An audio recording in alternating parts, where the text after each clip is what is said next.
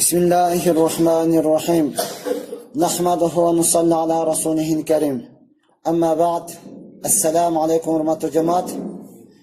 Birinciden бүткүл ааламды жок жерден жараткан, ошол заттын буйругу менен таң атып күн баткан, чындыгы жаратуучу Аллах Таалага чексиз мактоолор болсун.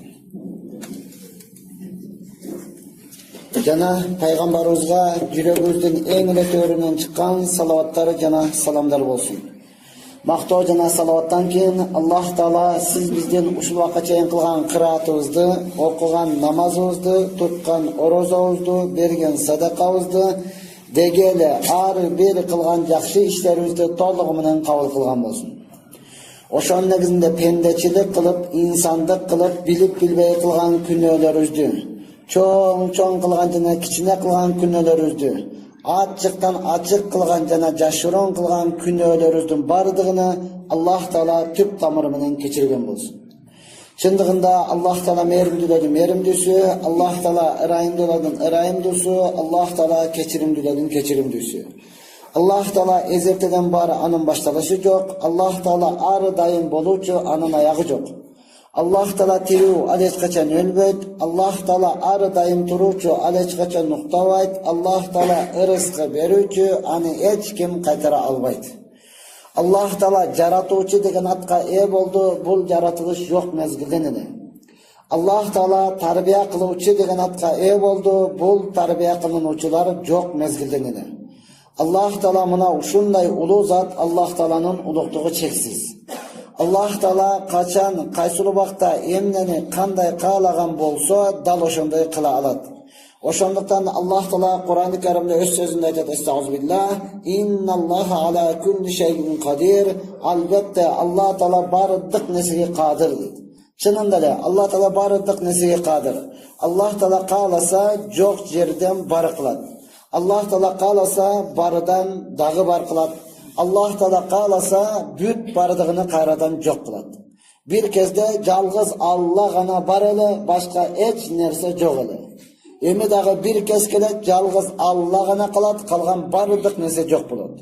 Ошол бир кезде жалгыз Алла гана бар эле, ошол Аллах Таала өзү каалады, асман жер анын ортосундагы бардык нерселерди Аллах Таала жок жерден жаратты. Кур'ан-ы Каримде Аллах Таала Ясин сүрөсүндө өзүнө айтат: "Качан Аллах Таала бир нерсени каалай турган болсо, күн болсун дейт, фаякун, ал ошол заматта болот" дейт. Албетте асман жердеги ан нерсе бардык нерселерди Аллах Таала жок жерден жаратты. Ар бирини бир максат менен урматтаган. Асман жердеги жаны жаныбар, курт, кумурскалар, бак тарактар бүт бардыгыны Аллах Таала жаратты, инсаниятка пайдасы тийсин деп. Жаралган нерселердин бардыгынын максаты инсанга пайда бериш максат. Ал эми Аллах Таала инсанды, жалгыз инсанды гана жаратты, Аллага ибадат кылдырыш үчүн. Ибадат кылсын деп жаратты. Жаралган жаны жаныбар, уй, эшек, кой, ит, мышык, кыскасы кандай жаныбар болгон болсо, алардын ар бирөөсү бак, дарак бардыгы, чымын-чирке, канаттын бардыгы келген максатыны толугу менен аткарды и аткарып жатат. Ошол аткарган бойдон дүйнөдөн өтөт. Жер бетинде бир гана инсан гана келген максатыны аткара албаган, келген максатыны түшүнбөгөн. Аллах Таала ваада берген, бирок аткарбаган жалгыз инсан гана урматтуу. Жаны жаныбар, курт, кумурска келген максатыны толук аткарган себептен алардын Аллах Таала жанына алат, андан кийин ага суракка албайт. Болду, ал максатын аткарды, ошол менен жок болуп кетет. Инсаният максатын аткарбаган себептен Аллах Субхана Таала инсанды суракка алат. Ошонусуна жараша сыйлык берет, же болбосо азап берет. Эми албетте пайгамбарыбыздын достору, сахабалар, пайгамбарыбыз келгенден кийин пайгамбарыбызга жүзмө-жүз ээрчиди. Пайгамбарыбыз айткан нерсени толугу менен аткарды, Алланын өкүмүнө моюн сунду, пайгамбарыбызды укту. Алар толук максатын аткарган себептен Аллах Таала алардан ыраазы болду. Ошондуктан Аллах Таала Жабраил периштеге айтат: "Эй Жабраил, бары дагы Мухаммедке айткын, мен Абу Бакырдан ыраазымын, сурачы, Абу Бакыр менден ыраазы экен" деди. Cebrail perişte Peygamber sallallahu aleyhi ve sellem'e kelip turup aytdı. Allah Teala Abu Bakır'dan ırazı. Suratçı Abu Bakır Allah'dan ırazı eken dedi hürmetli. Peygamber sallallahu aleyhi ve sellem Abu Bakır radıyallahu anh'ı çakırıp durup aytdı. Allah senden ırazı eken, sen Allah'tan ırazısın mı degen uçuruda Peygamber'in Abu Bakır'ın gözünden monçok jaş aktı. Uşunçalık iladı özünü albatta baktılık sebepsiyon kubanganlıktan suyundan aytdı. Men kantip ırazı bolboy kılayın. Albatta men ırazımın dedi. Allah Teala Kur'an'da allemez kançalıgan sahabalarga radıyallahu anhum Allah alardan ırazı boldu dedi hurmatly tuğan. Endi andan keyingi sahabalar tabiinler oşonun negizinde sahabalar geçip uşunçalık mehnat kıldı, kündüzü menen oroza karmadı, tünü menen ibadat kıldı. Siz biz Peygamberden ümmetimiz albatta sinaktan tuğan uşunday bir doğruga keldik hurmatly tuğan. Allah Teala bardık jagıdan erkinçilik, bardık jagıdan mümkünçilik berdi. Biroq hurmatly tuğan, albatta aydan açık, aytpasa dagı bilebиz, kündüzü menen oroza karmay albay jatabız. Tünü menen ibadat kıla albay jatabız. Juma günü kelip kalsa taң kalıp atabız. Keçe dagı juma bolup kaldı. Kaytölü kelip kaldı go deymi? Bir jumaga dagı ana kıyınçılık menen kelip uşul juma günü kelgendigine taң kalıp atabız. Uşunçalık alsızbız, küçsüzbüz, endi emne kılışыбыз керек. Albatta Allah Teala Kur'an-ı Kerim'de aytkan, la taqnatu min rahmatillah. Allah'ın rahmatından ümidi üzbögle dedi. Tura bardığız ümid kılabız, Allah'ını razı kılsam beyişke kirsem degen. Biroq ümid kılıp oturup vermesden, hareket kılışыбыз керек, emne kılışыбыз керек. Kansek biz dağı Allah'ını razı kılabız, kansek aldığa жылабыз. Bugün günü Peygamberinin dostları da jey turgan tamağı jok ele. Kiye turgan kiyimleri jok ele.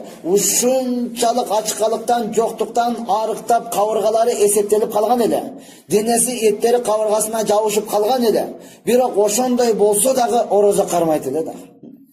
Men açık olsam ölüp kalam degen sezim jok ele. Kanday bolsa da ölsem dağı Allah'ını razı kılayın dediler. Oşonday bolsa dağı tünü menen turup namaz okuydiler. Siz bizde jey turgan tamak kenen жылдык бар, kursaktары çıkıp ketken. Dağı dele oroza karmabaysың da. Kış geldi, alımlarımız aytты, aşşita rahmatul lil mu'minin. Kış mezgili mu'minlar üçün Allah'ın rahmatı dediler. Nege? Kündüzü kıska bulat, bular oroza karmayt. Tünküsü uzun bulat, bular tahajjud namaz okuyt dediler hurmatly tuğan. Uşunday kış kelip turup kündüzü kıska olsa dağı oroza karmay albay atabыз. Nege? Nafsibizden kulu bolup büttük. Kursak manандай biroq dagı açka kalsan korkosуң da. Çıdaysың mı, çıdabaysың mı diyor. Özün kıynabaş gerek. Farzı tutkan oşoğa şükürçülük kıl dep kaldık. Tün uşunçalık uzun hurmatly tuğan, oşonda dağı bağımdatка turbay kaldık. Tahajjud ibadat alı tursam bağımdatка farzga tura albay kaldık hurmatly tuğan. Albatta Kur'an açıp okuy albay kaldık. Biroq anık ar birөөбүз internetте çukuganыбыз anık. İnternet, telefonda çukulaganыбыз anık. Telefonun nuruna, közümüzdün nuruna aldırdık. Başımızga bardık, fitnalardı üyüp aldık. Emi kanday kılabыз? Albatta aldığa жылышыбыз керек hurmatly tuğan. Bul turasında Ayşe enemiz aytat. An Ayşe radhiyallahu anha qalat: Sami'tu Rasulullah sallallahu aleyhi ve sellem yaqul: "İnnal mu'mina la yudriku bi husni xuluqihi darajatas sa'imin qa'im." Ayşe enemiz aytat, men Peygamber sallallahu aleyhi ve sellem'den aytıp jatkandygyn uqtum. Peygamber sallallahu aleyhi ve sellem aytdı, albatta olturgan mu'minlar, olturgan mu'min adamlar özünün жақшы хулук мүнөзү менен, түнү менен ибадат кылган, күндүзү менен ороза кармаган инсандын даражасыга жетет деген. Демек силерге шанс бар экен, мүмкүнчүлүк бар экен урматтуу туган, эмне кылып ошол сахабалардан, андан кийин табииндердин, табииндердин кыскасы күндүзү менен ороза кармап, түнү менен ибадат кылгандардын даражасыга жеткенге мүмкүнчүлүк бар экен. Эмне кылсак, кулук мүнөзүбүздү оңдой турган болсок урматтуу. Ошонтан бүгүнкү күнү урматтуу туган колук мүнөз туурасында сөз кылмакчыбыз. Неге? Пайгамбардын достору кантип ал деңгээлге жетти, кантип аз мөөнөттүн ичинде асмандагы жылдызга айланды. Аз мөөнөттүн ичинде Алла мен ыраазымын, сурачы ал менден ыраазы экен деди. Az mühletin içinde Allah Teala tiriken nesneleri beyiştiksinler degen kabar geldi. Ne sebep? Bu turasında Ali İmran suresinin 159. ayetinde Allah Teala öz aytat: "Fabima rahmetin minallahi linta lahum." Allah'ın rahmetini sevden peygamberimiz ne kıldı? Sahabalarga uşunçalık yumuşak, merimli, ırayımlı oldu peygamberimiz. وَلَوْ كُنْتَ فَضًّا غَلِيظَ الْقَلْبِ لَنْفَضُّوا مِنْ حَوْلِكَ. Allah Teala aytadi peygamberimizge: eğer de sen katı yürek, taşbar, oroy muamele kılanında aldığında hiç kim turbaydı dedi. Demek inneke la ala hulukin azim. Allah peygamberimize aytadi: sen öte kuluk münez bolğandıktan adam balası özünün ayalının aldığında oturgusu kelmesden, özünün balasının aldığında, özünün dostlarının aldığında oturgusu kelmesden, balkim peygamberimizin canında biraz bolsa da oturayın dep kaldı da. Nege? Peygamberimizin kuluk münezi, peygamberimizin merimdülügü, peygamberimizin ırayındılığı büyük barlığını özüge tartıp kaldı orma tutugan. Büyük barlığı oşan aldığa geldi. Yemi Allah Teala aytadi: eğer de sen katı yürek oroy muamele kılganыңda, anda canında hiç kim kalmaydı dedi. Bugün күні hakikatta sizge mına ошол katı yürek oroy muamele bardığızga ötüp kaldı da. Oşondan siz bizge adam balası tartılgandan körü alısıraak kaçıp kaldı. Anın sökkönünü uqqandan körü muzika uq dep kaldı. Anın aldıga barıp oturgandan körü bak televizordu karap oltur dep kaldı. Mına oşondan Allah Hasan'da ne? Fa'fu anhum vastagfir lahum. Peygamberimiz Allah Teala aytadi: sen sahabalardan ötüp koygun, jana alar üçün Allah'tan keçirim suragın. Wa shawirhum fil amr. Orçundu işte alar menen kengешкен dostlarım menen. Fa iza azamta kaçan kengешip bir işte bekem kılam dedinde, fatawakkal alallah. Demek Allah'a tavakkel kılıp durup oşan atkara başladın. İnna Allaha yuhibbul mutawakkilin. Albatta Allah Teala tavakkel kıluvchilarni yaxshi ko'radi, suyat dedi. Demek uşul yerden bilsek bulat, peygamberimizin kuluk münözü yaxshi bolğandıktan, peygamberimiz sallallahu aleyhi ve sellem jüregi öte yumuşak bolğandıktan aldığı adamlar çoğuldu. Peygamberimizin kuluk münözünü bardığı özlerine aldı. Andan keyin Allah Teala'nı razı kılıştı. Demek siz biz sahabalar kılganda ibadat kıla albaymiz. Peygamberimizin dostu Umar razıyallahu anhu aytadi: barıga şükür kılığı öte kıyın, jokka sabır kılığı öte jengil degen. Jokka sabır kılığı jengil, barıga şükür kılıç kıyın degen. Hakikatta sahabaların doğru mına uşunday doğru döttü. Siz bizler ne kaldı? Bar urmat tuğan şükür kılbay kaldık da. Dağılı jetpey kaldı da urmat tuğan. Mına oşondan ne kılabız? Emi kuluk münözді oңдойбуз. Nege? Abdullah ibn Amir ibn As raziyallahu anhuma peygamberimizden rivayet kılıyor. Peygamberimiz sallallahu aleyhi ve sellem aytadilar: "Ve kana yaqul inna min khiyarukum ahsanukum akhlaqan." Arаңadan en yaxşı kim?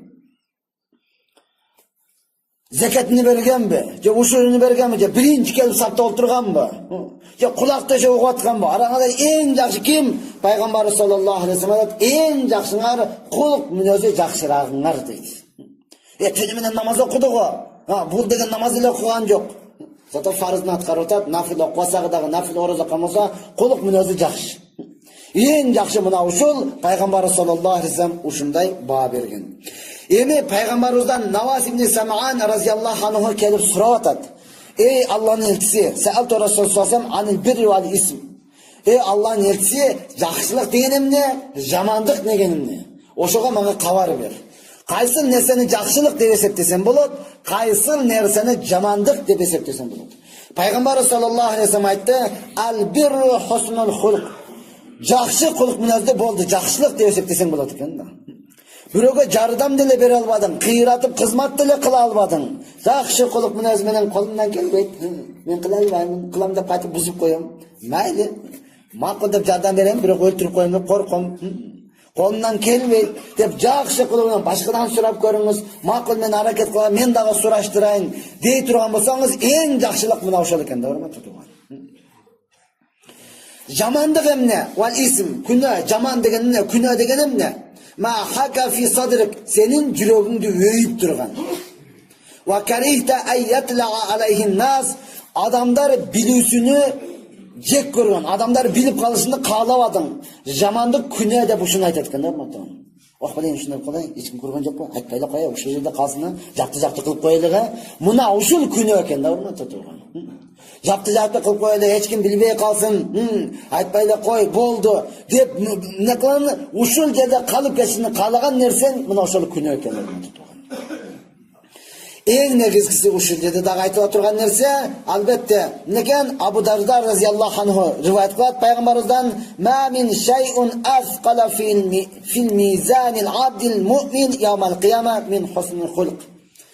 Қиямат күнінде албетте білеміз, ла илаха иллаллах келмесі, бұға ешнәрсе тең келе албай тұрматы туған бұл келме. Андан кейінгі таразда ең бұрған мұсылмандың амалыдан намазы оор болуы, же орозасы оор болуы, же садақасы, зекеті, кимisi ең таразаны басып кете тұрған нәрсе пайғамбарымыз айтады. Таразаны қиямат күні басып кете тұрған нәрсесі мұның жақсы құлық мінезі дейді. Qancha namazlarını okudu, qulluq münazı jaman жоқ, баспайды. Qancha zeketlerdi verdi, qancha sadaqa qıldı, qancha mecit medreselerdi saldı, yolları doңдоду. Qulluq münazı jaman juup kete verdi eкен, juup kete verdi. Oşondan Abu Hurayra raziyallahu anhu aytat, Peygamberimizden adamlar kelip suraştı. An aksarima yudkhilin nasal janna. Adam balasını ең көп бейишке киргизе турган нерсе эмне? Qaysil amalды көп қылса, де болсам, бейішке qaysil амал менен ең көп кірушілер кімдер? Намаз оқығандар көп кіреді. Де ораза қармағандар көп кіреді. Де илім алғандар көп кіреді. Де садақа бергендер бе, де жолоңдағандар бе. Кім көбірек кіреді десе пайғамбарымыз айтады: "Тақваллах ва хуснул хулқ." Алладан қорыққан, анан құлық мінезін оңдаған адамдар ең көп ушылары дейді, бейішке кіргендер. Бейішке ең көп келгендер, Алладан қорққандар, жана құлық мінезін оңдаған адамдар. Қанчалы манал түніменен намаз оқитылы ғой, құлық мінезі жаман кірбей қалы береді, таң қалышты емес. Мына шунча зекеттерді беретілі ғой, құлық мінезі жаман кірбей қалышы, таң қалышты емес. Я Аллах, васу иля ан аксар ма юдхилин нар, дозоққа ең көп кірген адамдар, қайсыл амалы менен дозоққа кіріп кетші қорқынычы бар. Дозоққа қайсыл амалы ең көп кіргізет. Пайғамбарымыз айтады: "Ал-фам вал-фарж." Оозу жана эки бундунун ортосундағы мүчөсү дейді. Ошонтан пайғамбарыбыз айтады: "Ким эки жагынын ортосундағы нерсеге жана эки бутунун ортосундағы нерсени сактаганга кепилдик берсе, анын бейишке кирүүсүнө мен кепилдик берем" деген. Мен кепил болом деген. Ошонтан урматтуу туган, кулк мүнөздүн жаман болуштугу инсанияттын кыймыл аракетинен эмес, эң көбү тилиден болот экен. Бир нерсе болсо ашата койгончу. Башыдан аяк эч нерсе атасы да кылбайт, энеси да кылбайт. Чыккан жерге бардыгын киргизип берет. Эң жаман кулк мүнөз мына ошол экен, урматтуу туган. Экинчиси, эки бутунун ортосундагы нерсени сактабашлык. Дозоққа кіргізе тұрған нерсе мына ошол. Ошонтан урматтуу туган, ата бабабыз изертеден айтып келген: "Эй, ечким укпайт деп сүйлөбө, тилиң жаман үйрөнөт. Ечким жок деп осурба, көчүгүң жаман үйрөнөт" деген урматтуу туган. Жок, энди тарс этип коёрдуң, кийин кыймылдаганда өзүнө тарс дей берет да. Кыймылдаганда өзү чыгып кете берет урматтуу. Ордуңдан өп берем дегенде эле чыгып кете берет. Мына ошондуктан ата бабабыз эмне кылган? Тилди сактаганга. Толық менен. Сөгінбе, пайғамбарымыз айтқан мұнафықтықтың сыфаты, мұнафықтың белгісі, мұнафық деп қандай білсе болады дегенде пайғамбарымыз айтқан, қачан сөйлесе жалған сөйлейді. Барбаса да, "О, бардым, бүтүдүм, точно мына керен тияды кылтырып." Барган жоксуң, косе сен көнтүрдүк. Эптен не кылат? Алдайт. Бул мұнафықтың сыфаты. Экинчи урматтуу, қачан талашып тартышып кетсе сөгүп салат деген. Қачан талашып тартышып кетселер, сөгүп ооздан бузга, "Мынаны билгенди кылып алма, андай мада либойн айтып келдиби?" Мунафыктыктын белгиси деген урматтуу. Анан үчүнчүсү, качан уада берсе аткарбайт. Эгер ушул үчөөтөн бир адамды анык табылса, аны мунафыктык айта бересиң, урматтуу туган. Өткөндө айттым, дагы айтам, биз бүгүнкү күнү урматтуу туган, өзүбүздү 200% мусулман деп эсептеп калдык да. Умар пайгамбардын достору, сахабалар корккон нерседен биз коркпой калдык. Аларга "Мен ыраазымын" деп айтат Алла Таала. "Мен ыраазымын" десе дагы Умар "Мен мунафык эмесминби" деп айтат да. Барып сурап атат: "Мен мунафык эмесминби" деп. Мунафык болуп калдымбы деп коркуп атат. Siz bizge hiç qanday garantiya yok. Namaz o'qiganda biroq 200% o'zimni musulmonman deb hisoblaysan da. Biroq munofiq desa o'zingga qarab so'yla, kim munofiq? Bequvvat onam so'ylaganini qara. O'shunda aytganing to'g'ri o sening. Sen neda barliqni sekirib ketadi ichingizdan bo'ladi. Buna o'shandan eng negizgisi qo'liqni beyishga kirgiza turgan narsa qo'liq minaz. Dozoqqa kirgiza turgan narsa ikki jaqning o'rtasi til, anan ikki butun o'rtasindagi ucha hurmati turgan. Buna o'shandan o'sha ikki narsani saqtaganga har biroz harakat qilayli, Allohdan yordam so'rayli. Ya Allah, Umar ibn Xattob, Umar roziyallohu anhu aytadi, "Sizlar odamlar bilan quluq, yaxshi quluq minaz bilan aralash qiladi" deydi. Tushundingmi? Yaxshi quluq minaz bilan aralash qila. Qancha jamon odam bo'lsa-da aralashganga to'g'ri keladi. Nega? Bir zaman, bir dor, bir cho'yra, bir mamlakatda yashayapsan. Bir el, bir yerda yashayapsan. O'shandan yaxshi quluq minazing bilan aralash. Yaxshi quluq minazing bilan muomala qil. Umar roziyallohu anhu mana shunday deydi.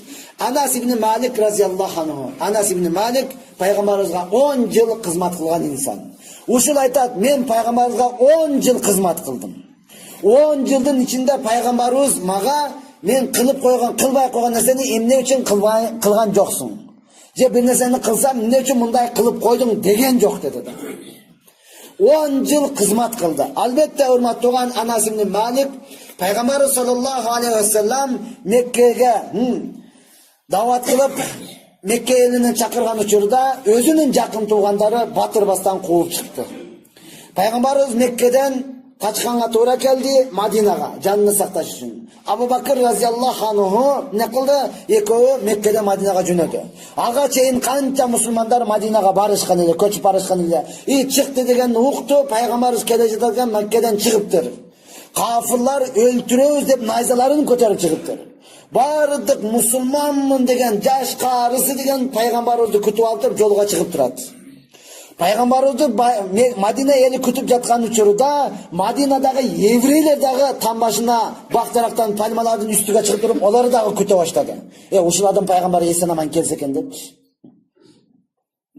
Sahobalardan, ansorilardan qo'liq minozini ko'rganda yevreylardagi dinni qabul qilmasagi, qo'liq minozini jaqtirgan sebepten payg'ambarimiz ertaroq eson-omon kelsa ekan. Kafirlarga tutilmasa ekan, büt bardig'i nima qildi? Ko'tirib turdi. Endi alisdan eng birinchi payg'ambarning qaranini ko'rgan yevrey bo'lgan hurmatli bo'lgan. Ko'rib turib, payg'ambaringlar kelajaqda deb musulmonlarga jar solgan yevrey bo'lgan. Payg'ambaringlar kelajaqda suyunchi debdi. Payg'ambarimizning kelajaqdan ko'rganda sahobalarning bardig'i churqagan payg'ambarimizga qarab, men birinchi borib turib uyimni berayin. Men birinchi payg'ambarga borib turib yerimni berayin. Men birinchi borib turib albatta Alloh roziligi uchun oltinni, kumushimni, qo'yimni, atimni, jilqimni, to'yimni men berayin deb turib büt bardig'i payg'ambarimizga qarab churqagan. O'shalardan churqaganning arasında Anas roziyallohu anhuning enesi dağı bar edi. Al o'ziga tiqan bo'lganlikdan churqa bardig'idan birinchi o'tib ketadi. O'tib olib turib o'ylanadi. Hozir bar biri uyini berse, biri jerini berse, biri to'sini berse, biri otini berse, mening hech narsam yo'q, men nimani o'ram deb o'ylanadi. Qayra ortga qoladi. Bardig'i churqab ketsa, qalg'isi kelmay qayra ortidan churqaydi. Büt baridan o'tib ketadi, o'zib ketadi. Aldığa çıkıp olad, biroq çıkıp alıp oynanadi. Birinci varım memnun diyorum. Hiç nersem yok bolsa. Oşentip hiç nersesi yo'qligidan bechara bera almasdan ortda qoldi. Bardig'i payg'ambarimizning kelganidan qutluktab, o'ylab kutib olib turib, men uyimda o'ram, men atimda o'ram, Alloh uchun oltinimda o'ram. Bardig'ini berib yotgan uchurda Anas roziyallohu anhuning enasi oxirinda kelib turib aytadi: "Ey Allohning elchisi, bularning bardig'i Alloh roziligi uchun sizga arinaganini berishdi. Men dağı bereyin deyim, biroq menda hech narsam yo'q. Bir ile Anas degan balam var, o'shuni Alloh uchun berdim sizga xizmat qilsin. Alloh uchun berdim, xizmat qildirib oling deb turib, balasini din uchun berib salgan hurmatli turgan. O'shol Anas roziyallohu anhu payg'ambarimizga xizmat qilib 10 yil xizmat qilib aytadi, 10 yilning ichida payg'ambar birida yo'limaga nega uchun bunday qilib qo'yding? Nega bunday qilmading deb aytgan yo'q deydi. пайгамбарыбыздын кулук мүнөзү. Келген адамды ушунчалык кадырлады, урматтуу тууган. Ушунчалык сыйлады. Бул менин балам эмес, же атам төрөп койгон балам эмес, энем төрөп койгон балам эмес. Бирөөдүн берген белеги ушунчалык урматтады, кадырлады, урматтуу тууган. Сиз биздин үйүбүздө бүгүнкү күнү бирөө эле жашап калса, 3 күндөн кийин жанны сууруп алатсың го. Сага бекер тамак барбы, чык ананы кыл. Бар онда өзүң башка квартирага чык. Сизди деп алыстан бул жака жөнөтүп атат. Тууганыңыз, өзүңүздүн эле карындашыңыз, өзүңүз эле бир тууган иниңиз, макул кайныңыз, урматтуу тууган. Жөнөтүп атат, сизге де урматтуу тууган. Мамилебиз. Эми ошол Анас разияллаху анху айтат: "Иннал абда ла яблугу би хусни хулқихи а'ла даражатин фил жанна ва хуа гайру абидин." Анас разияллаху анху айтат: "Албетте ар бир кулк мүнөзү жакшы болгон пенде бейиште ең чоң даражага жетет, эгер нафил намаздарды окубаган, нафил орозолорду кармабаган болсо дагы" дейт. Ибадатчыл болбосо дагы кулук мүнөзүнүн себебинен бейиштеги эң чоң даражага жетет. Ва яблугу бисуу хулқихи асфала дарки жаханнам ва хуа абидун.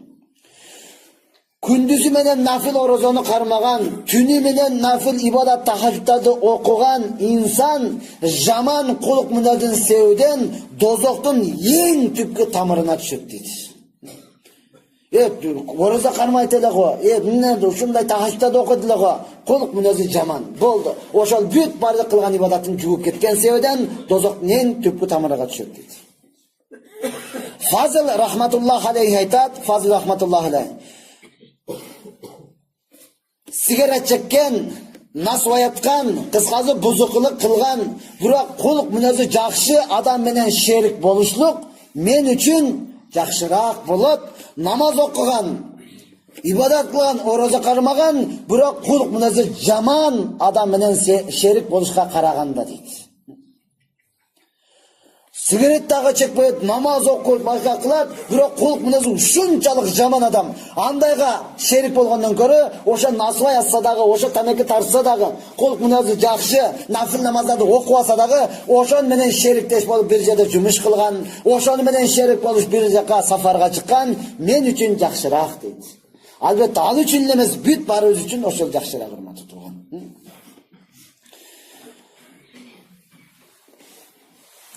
Хасан рахматуллах алейхи айтат: "Ман саа хулқуху аззаба нафсаху." Кайсыл бир инсандын кулук мүнөзү жаман болсо, бул өзүнү гана өзү азаптайт. Башкалар эптеп качылып кутуп кетет, туура, башкага дагы зыяны тиет, бирок эң көп азап өзүгө берет. Бул дүйнөдө дагы, ахиретте дагы, урматтуу тууган. Мына ошондон сиз биз ар бирөөбүз пайгамбарыбыз саллаллаху алейхи вассаламдын кулук мүнөзү, сахабалардын кулук мүнөзү, табииндердин, табииндердин кулук мүнөзү, андан кийин өзүбүздүн аалымдардын, өзүбүздүн имамдардын, болбосо кошуна достордун жакшы кулук мүнөзүн алып, ошонун негизинде өзүбүз дагы оңолгондун аракетин кылат. Ар бир адам өзүгө чечим чыгарса, мен оңолушум керек экен дей турган болсо, оңолуш өтө жеңил болот. Мананың дей турган болсо, анда өтө кыйын болот, урматтуу тууган. Ошондон сиз биз кулук мүнөзүбүздү оңдойлу, ар бирөөбүз кимдин жакшы жагы бар, ошонун жакшы жагынын караганын аракетин кылайлы, жаман жагына эч качан киришпейли. Эми урматтуу тууган, бүгүнкү күнү сиз биз пайгамбардын сүннөтү хадистерге, андан кийин сыйра, сахабалардын өмүр баянына карабай калдык.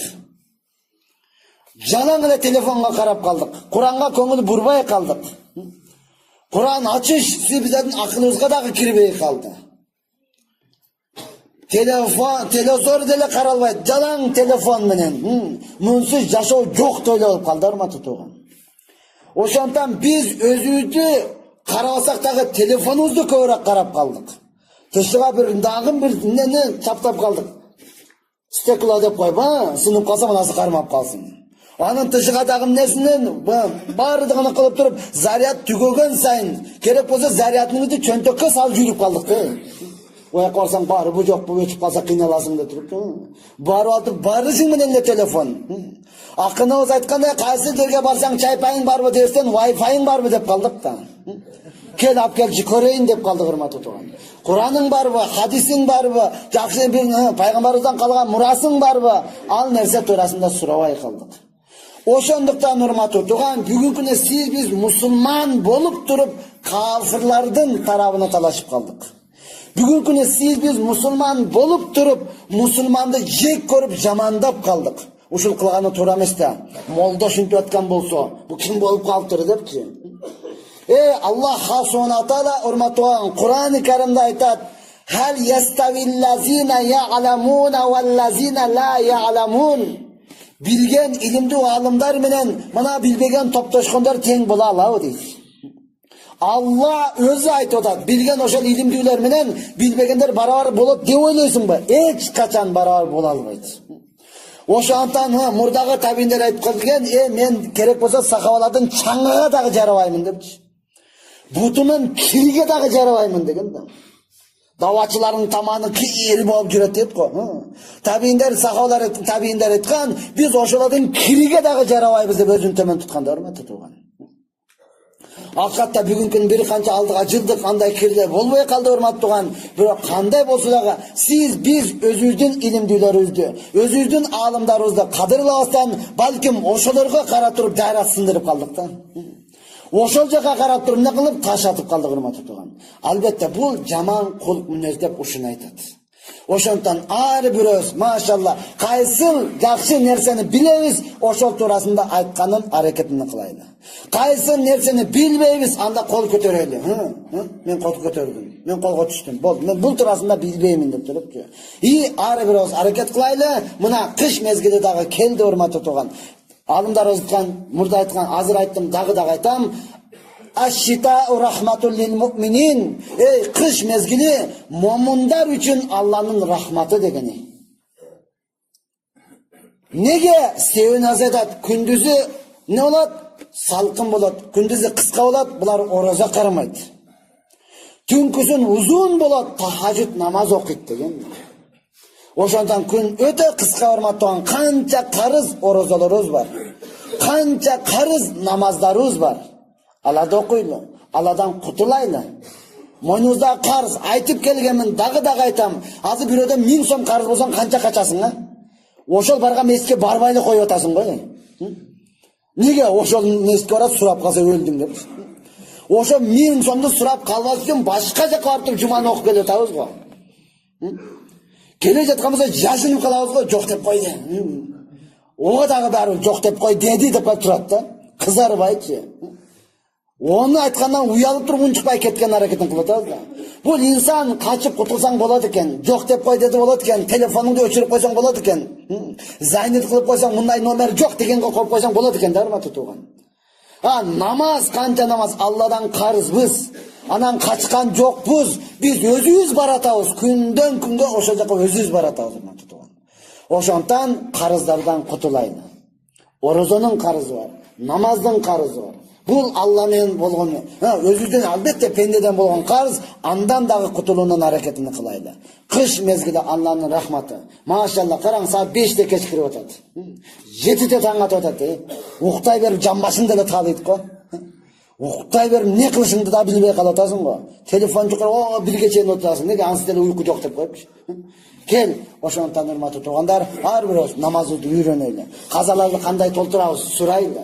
Оразаларды кандай кармайбыз, сурайлы. Ушунчалык мүмкүнчүлүк берип жаткан учурда ибадат кылып алып туруп карыздан кутулуунун аракетин кылайлы. Ар бирөөбүз кулук мүнөзүбүздү оңдойлу, урматтуу тууган. Кулук мүнөзү, келген максатыбызды аткарып өтүүнүн аракетин кылайлы. Бардык жаны жаныбар кулкунга бардыгы максатын аткарды. Биз эле калдык да, эч кимге пайдаң жок. Hiç kimge пайдаң жоқ да.